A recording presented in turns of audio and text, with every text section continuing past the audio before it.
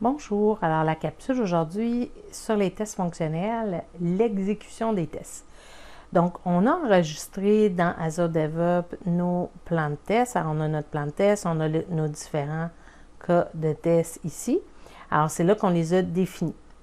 Alors, si je vais voir vraiment, on a ici nos plans de test avec les étapes, préconditions, etc. Donc, ce qu'on avait et préconditions ici.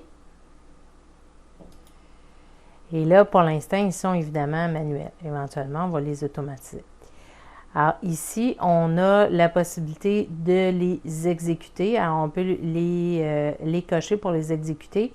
Tout est fait au niveau de Azure pour pouvoir les automatiser. Quand on va travailler avec des grandes applications, on va faire ça.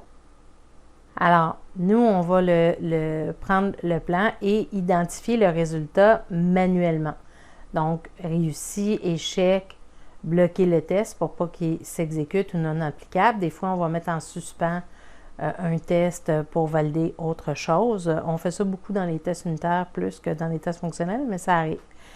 Donc, évidemment, s'ils étaient automatisés, on pourrait les exécuter à partir d'ici, mais ce n'est pas ce qu'on veut faire.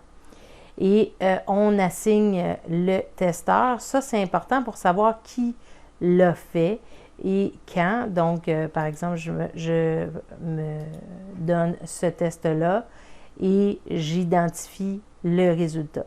Alors, je peux dire que le test a été réussi pour celui-là. Pour celui-là, il y a eu une erreur, donc je vais mettre que le test a échoué. Donc, je l'essaie. Ça, c'est manuellement. Éventuellement, on va évidemment les automatiser, surtout avec le déploiement continu. Ce qui est un peu délicat, c'est de faire attention si vous voulez aller voir les étapes là, pour l'exécuter en même temps, c'est vraiment plus facile avec deux écrans. C'est de ne pas cliquer deux fois dessus ici, parce que quand vous faites ça, ça l'exécute automatiquement. Donc, il essaie de l'exécuter automatiquement, puis on n'a pas tout configuré pour ça.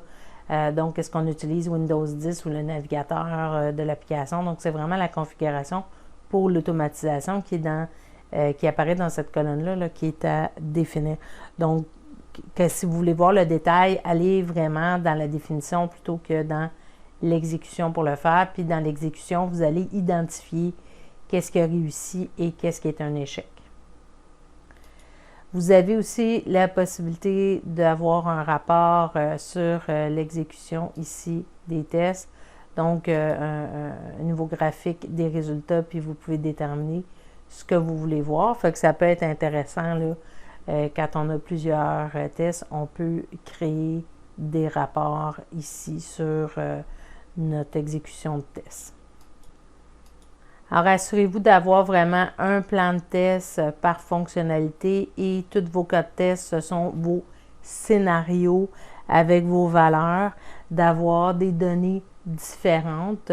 On va voir dans les tests unitaires qu'on utilise des différentes façons, dont le mocking, là, pour avoir des données pour pouvoir tester, qu'on pourrait éventuellement utiliser dans l'automatisation aussi pour les tests fonctionnels. Donc, des librairies sur le même principe pour avoir nos données.